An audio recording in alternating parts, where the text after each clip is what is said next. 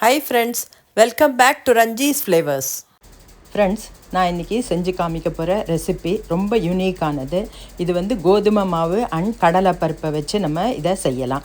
இது டின்னருக்கு கூட நம்ம யூஸ் பண்ணி ரொம்ப என்ஜாய் பண்ணலாம். இது உத்தரப்பிரதேஷில் ரொம்ப ஃபேமஸான ஒரு ரெசிபி. இது ரொம்ப செய்யறதும் ரொம்ப ஈஸி. நைட்டு டின்னருக்கு நம்ம இதை செய்யலாம். இதை பக்கோசா அண்ட் தால் ஃபரா அப்படின்னு சொல்லுவாள். இது செய்யறதுக்கு நான் ஒரு 3/4 கப்பு மெஷர்மெண்ட்டு உள்ள கப்பில் அது 1 கப்பு எடுத்திருக்கேன். 3/4 கப்பு கடலைப்பருப்பு எடுத்திருக்கேன். இதை நல்லா 2 தடவை நம்ம நல்லா அதை வாஷ் செய்யணும்.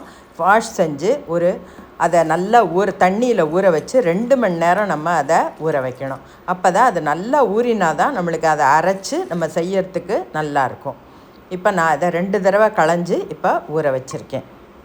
2 மணி நேரத்துக்கு அப்புறம் இந்த கடலைப்பருப்பு நல்லா ஊறியிருக்கு. இப்போ நம்ம இதை அரைக்கலாம்.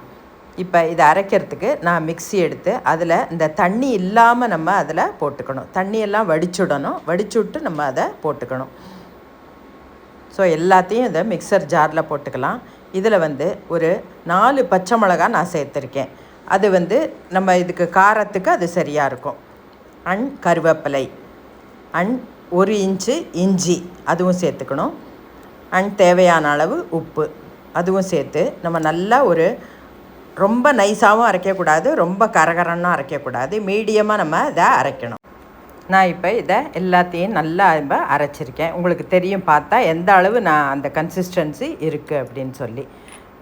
இப்போ இதை தனியாக ஒரு பவுலில் எடுத்து வச்சுக்கலாம். லேட்டராக நம்ம இதை யூஸ் பண்ணுவோம், இந்த அரைச்ச பேஸ்ட்டை. இந்த ரெசிபி ரொம்ப டேஸ்டியாக இருக்கும். டின்னருக்கு ரொம்ப ஆப்டாக இருக்கும். எல்லோரும் விரும்பி சாப்பிடுவா. குழந்தைகள், பெரியவா எல்லாருமே விரும்பி சாப்பிடுவா. இப்போ கடலைப்பருப்பு வச்சு செய்கிறதுனால ரொம்ப ஹெல்தி ஆல்சோ.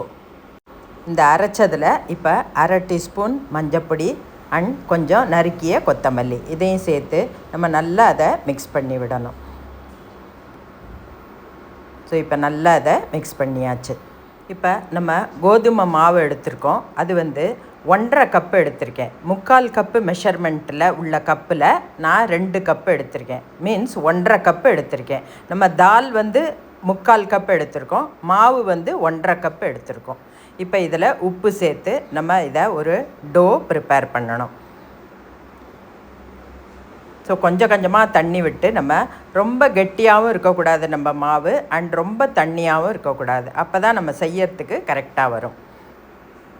நல்லா அதை மிக்ஸ் பண்ணி விடணும். வேறு எதுவுமே இதில் சேர்க்க வேண்டாம். இப்போ நல்லா அதை பிசைஞ்சு அதை கொஞ்ச நேரம் ஒரு 10 நிமிஷம் நம்ம அதை ரெஸ்ட் பண்ண வைக்கணும்.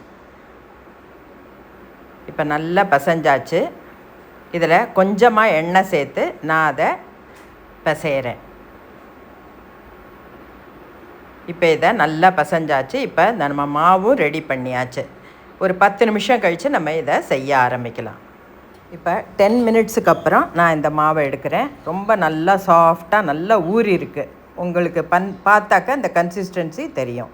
இப்போ இதில் கொஞ்சம் பாதி மாவை எடுத்து நல்லா நம்ம கையால் அதை நல்லா பசைஞ்சுக்கணும். அதுக்கப்புறம் நம்ம இதை உருண்டையாக உருட்டணும். நல்லா சாஃப்டாகவும் வந்திருக்கு. இப்போ நம்ம பூரிக்கு எந்த அளவு அந்த சைஸ் எடுத்துக்கப்போமோ அதே அளவு நம்ம இந்த அளவு எடுத்துக்கணும். இதில் இப்போ ஒரு 6 உருண்டை நான் இது மாதிரி எடுத்திருக்கேன். இதை நல்லா ரவுண்டாக நம்ம ஷேப் பண்ணிக்கணும்.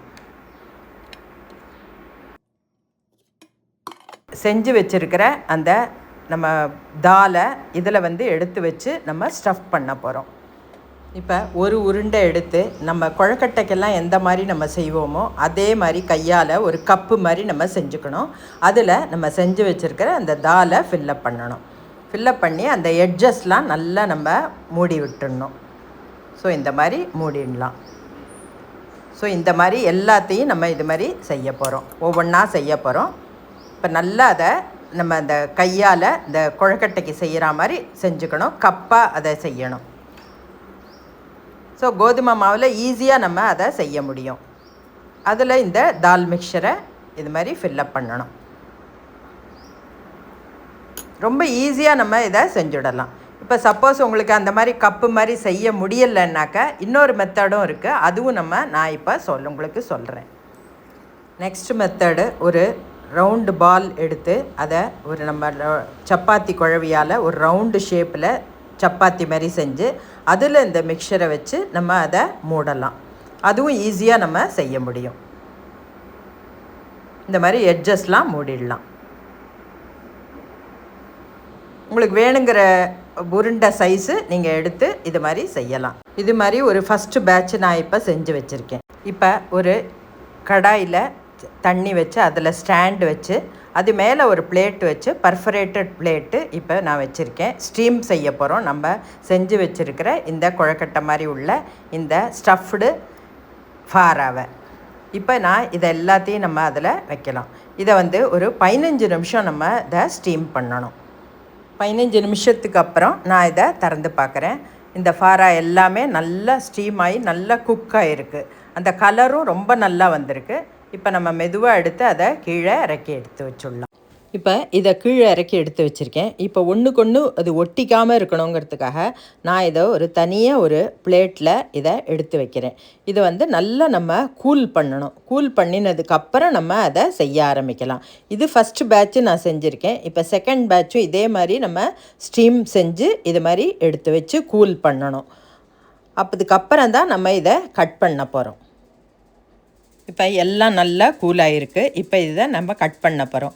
ஒரு ஷார்ப் எட்ஜ் உள்ள அந்த நைஃபால் நான் இதை கட் பண்ணுறேன். இந்த மாதிரி ஸ்லைசஸாக கட் பண்ணுறேன்.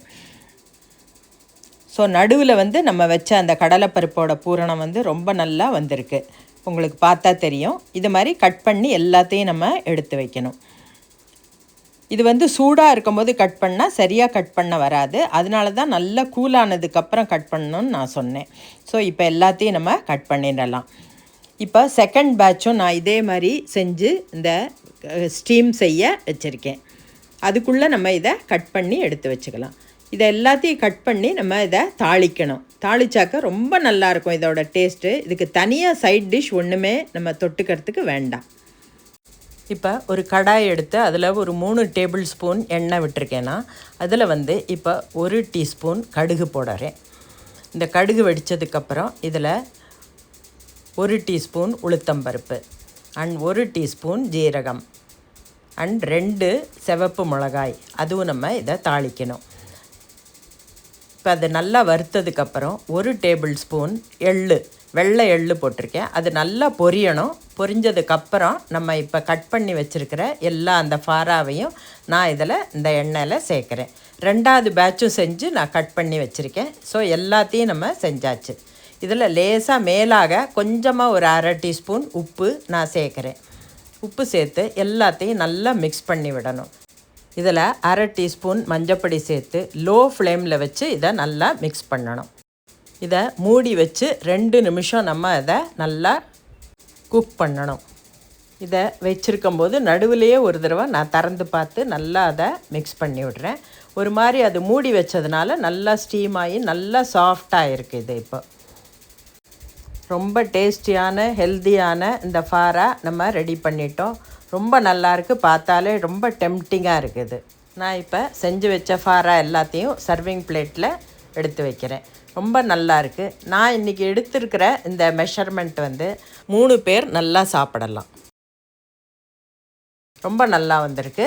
இது செய்கிறது வந்து ரொம்ப கஷ்டம் இல்லை. ரொம்ப ஈஸியாகவே நம்ம ரொட்டி மாவு செய்கிற மாதிரி செஞ்சு இந்த கடலைப்பருப்பை வச்சு அதில் ஸ்டஃப் பண்ணி இந்த மாதிரி நம்ம செஞ்சுருக்கோம். ரொம்ப டேஸ்டியான இந்த ரெசிபி உங்கள் எல்லாருக்கும் ரொம்ப பிடிச்சிருக்கும்னு நினைக்கிறேன். நான் என்னோடய எல்லா வீடியோ ரெசிப்பிலையும் நான் என்னோடய இன்க்ரீடியன்ட்ஸ் அதுக்கு யூஸ் பண்ணினது அண்ட் மெத்தட் எல்லாமே டிஸ்கிரிப்ஷன் பாக்ஸில் கொடுத்துருக்கேன். நீங்கள் அதை ரெஃபர் பண்ணிக்கலாம். ஸோ அது வந்து உங்களுக்கு செய்யறதுக்கு ஈஸியாக இருக்கும்.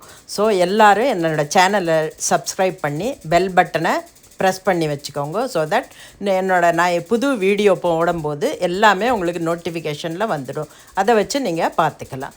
வேறு ஒரு நல்ல ரெசிபியோடு நான் உங்களை வந்து மீட் பண்ணுறேன். Thank you so much.